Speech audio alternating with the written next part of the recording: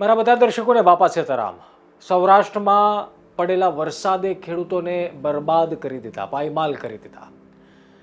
નવા વર્ષે ખેડૂતોની જગતના તાતની બોણી બગડી છે. અપેક્ષા એ વાતની છે કે સરકાર તાત્કાલિક સહાય પહોંચાડે. જરૂર એ વાતની છે કે જગતના તાતની પડખે કોઈ એવી સરકાર, એવું તંત્ર ઊભું રહે જે ખેડૂતોને દિલાસો આપે કે તમે ચિંતા ન કરશો, અમે તમારી સાથે છીએ. પણ અહીંયા સ્થિતિ વિપરીત છે. ડીંડક ચાલી રહ્યા છે, નાટક ચાલી રહ્યા છે. ખેડૂતોના બરબાદી પર મજાક થઈ રહ્યો છે. શું ચાલી રહ્યું છે આ? એક તરફ આપણે એને જગતનો તાત કહીએ, એક તરફ આપણે એને આપણા ખેડૂતો કહીએ, અને બીજી તરફ આપણે જ ખેડૂતોનો મજાક ઉડાવીએ છીએ.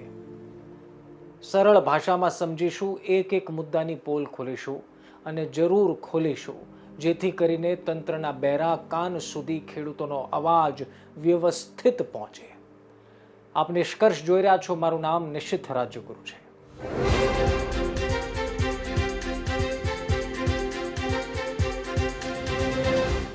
ગુજરાતીમાં એક કહેવત છે, ટાણે આવે તો વધામણા, કટાણે આવે તે કલંક, સમય સાચવે એ સાચા, પછી રાજા હોય કે રંક. ખેડૂતોની આ સ્થિતિ પર થવું શું જોઈતું હતું એની એક ડગલું પહેલા હું લઈ જાઉં અને પછી એ સમજાવું કે શું થવું જોઈતું હતું. પહેલી વાત તો તમારું હવામાન વિભાગ એકદમ ફેલ સાબિત થયું. બીજી તરફ અંબાલાલ પટેલ અને પરેશ ગોસ્વામી જેવા હવામાન નિષ્ણાંતો પોતાનું ગળું ફાડીને 15 દીથી કહેતા હતા કે દિવાળી પછી એવો વરસાદ વરહવાનો છે કે બધું બરબાદ થઈ જશે, મુશળાધાર વરસાદ પડવાનો છે. આવી આગાહીઓ કરી એમણે, પરંતુ આ તંત્રના બેરા કાને કંઈ સંભળાણું નહીં. અને ન તો હવામાન વિભાગે કદાચ સરકારના વિભાગે એવી કોઈ ચેતવણી આપી. જો કદાચ એ સાંભળી લીધું હોત, જો કદાચ આ હવામાન નિષ્ણાતોની વાત સાંભળી લીધી હોત, જેને આખું ગુજરાત સાંભળે છે, તો કદાચ થોડી પણ સહાય થઈ ગયો, થોડો પણ માલ બચી ગયો હોત અને 2 ટકના રોટલાના મકરા નીકળી ગયા હોત. પરંતુ એવું તો તમને આઈડિયા આવ્યો નથી, ના આવશે, ના અપેક્ષા છે.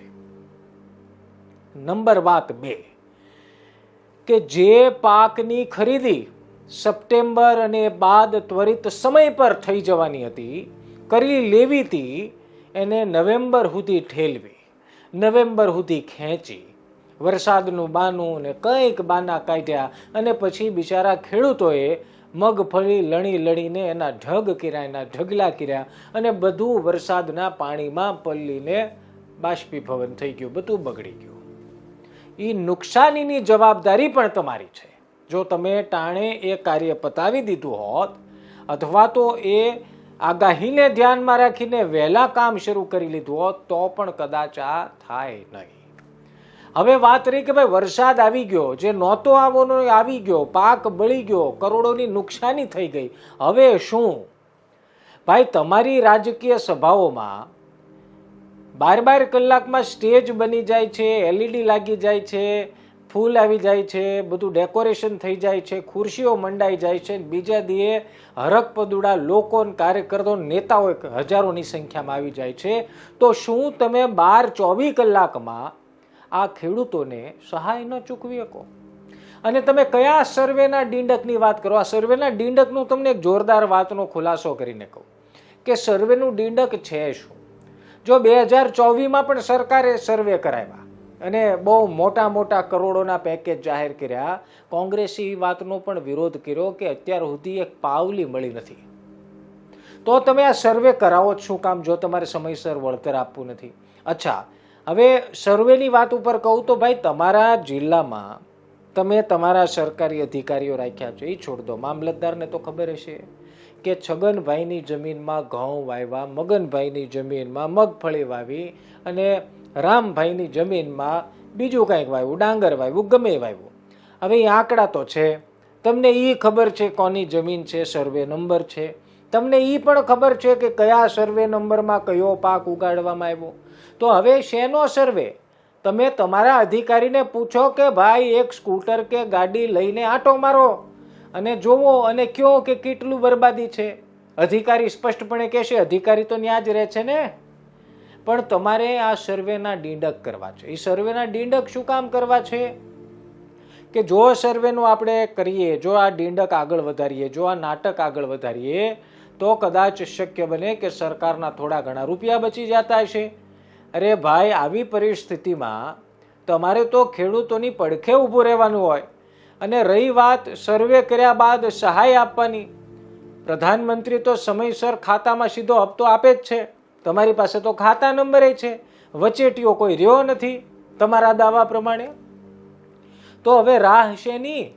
તમને ખબર છે ખેડૂતો બરબાદ થઈ ગયા, તમારા ધારાસભ્ય લેંઘા ન બગડે એટલે ઓલા રબરિયા બૂટ પહેરીને જાય છે, તમને ખબર છે બધી.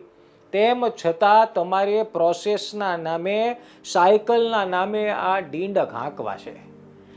એક વાત યાદ રાખી લેજો. અને જો આમાં હું ખેડૂતોનો વાંક સમજુ છું. તમને એમ થાય કે ભાઈ નિશિતભાઈ, ખેડૂતોનો આમાં હું વાંક? તમારો વાંક એટલે કે તમે ચૂંટણી ટાણી ભૂલી જાઓ છો કે આપણી યારે ગયા ચોમાહે શું થયું હતું. ચૂંટણી ટાણે ભૂલી જાઓ છો કે દિવાળી પછી આપણો પાક કેવો બગડ્યો હતો. અને પછી આપણે જાતિ, જ્ઞાતિ, વિસ્તાર આ બધું જોઈને મત આપી દઈએ અને પછી આપણે બે હાથ જોડીને 4.5 વર્ષ સુધી આગળ પાછળ ફરવાનું. અને પછી કદાચ સાહેબને મૂડ હોય તો કામ કરે, બાકી જય સીતારામ બોલો. તેમ છતાં તમે ફરિયાદ કરતા રહ્યો. આ બધી તાકાત તમને તમારા હાથમાં આપેલી છે કે ચૂંટણી આવે તમે દેખાડી દો. તમારી પડખે કોઈ ન ઊભું રહ્યો હોય તો એને તમે દેખાડી રહ્યો કે ભાઈ તમે આવ્યા નહોતા, તમે અમને સહાય નહોતી અપાવી, તમે આમ નહોતું કર્યું. આ બધી ફરિયાદો બે હાથ જોડી સફેદ લુગડા ટાંગી તમારા દરવાજે મત માંગવા આવે તેથી આ બધું લિસ્ટ બનાવીને યાદ કરાવવાનું હોય. પણ આપણે પછી તકલીફ શું છે, અમારી જ્ઞાતિના નથી, અમારી જાતિના નેતા ઊભા રાખ્યા છે, મારે તો એને જ મત આપવો જોઈએ.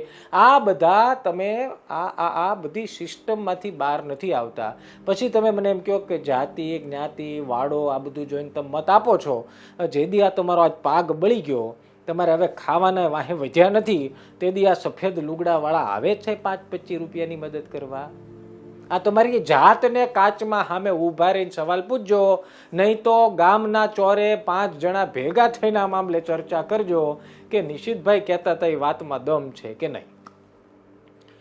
હવે હું તો એમ કહું છું કે સમયે જો હવે વાત તંત્રની કરું ફરી, આ તો મને એમ થયું કે ભાઈ તમને કહેવું જોઈએ, તમને સાચું લાગે ઠીક, ખોટું લાગે માફ કરજો, બાકી આ નગ્ન સત્ય છે.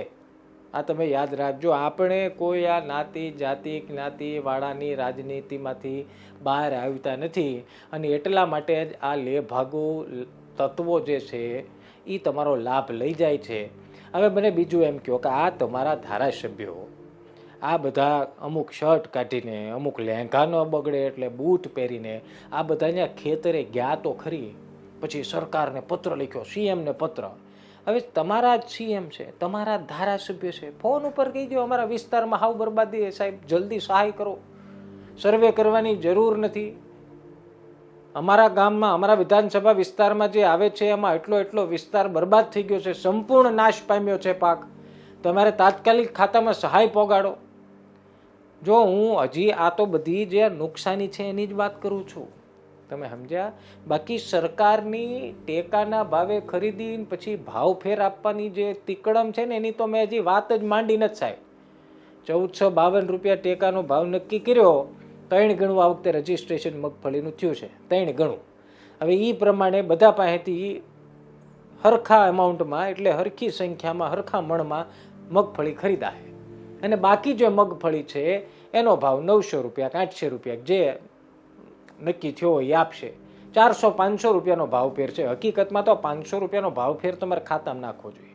તમે એક દી ખેડૂતને ત્યાં જઈને તો પૂછો કે હારા ક્વોલિટીની મગફળી ઉગાડવા મણે કેટલા રૂપિયા થાય.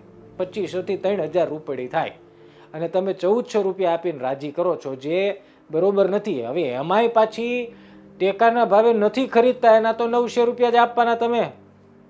હવે કહેવાનો મતલબ એ છે આવી પરિસ્થિતિમાં આપણે ખેડૂતોની ભેગા ઊભા રહેવાનું હોય. સરકાર માય બાપ કહેવાય, પણ હવે સરકાર જ જો આવા ડીંડક હાંક્યા કરે તો પછી આમાં ખેડૂતોને કઈ લેન લેવાની એ ખેડૂતોએ નક્કી કરવાનું. ખેડૂત મિત્રો, મેં તમને કહી દીધું કે આપણી શું ભૂલ થાય છે. તમારું શું કહેવું છે કમેન્ટમાં લખજો. બાકી તો જે ચાલે છે એ જ ચાલે છે. અમે પ્રશ્ન પૂછતા રહેવું, અમે કાન આંબળતા રહેવું, અમે સવાલે પૂછતા રહેવું. બાકી તો જો અહીંયા તો એ સિસ્ટમ હાલશે જ નહીં કે તમે ગમે એ ડીંડક હાંકો ને અમે હલવી લઈએ. પત્રકાર તરીકે સવાલ પૂછવાના જ પૂછવાના. તમારી વાત સાચી હોય એ પોગાડવાની. આશા રાખીએ કે સરકારને આ વિડીયો કોક પોગાડે. તમે ફોરવર્ડ કરો, શેર કરો, કદાચ પોગી જાય ગાંધીનગર સુધી અને પછી સાંભળે ખબર પડે કે અહીંયા શું હાલે છે. મળીશું આવતીકાલે નવા વિડીયોમાં. ધ્યાન રાખો, મજા કરો. બાપા સીતારામ.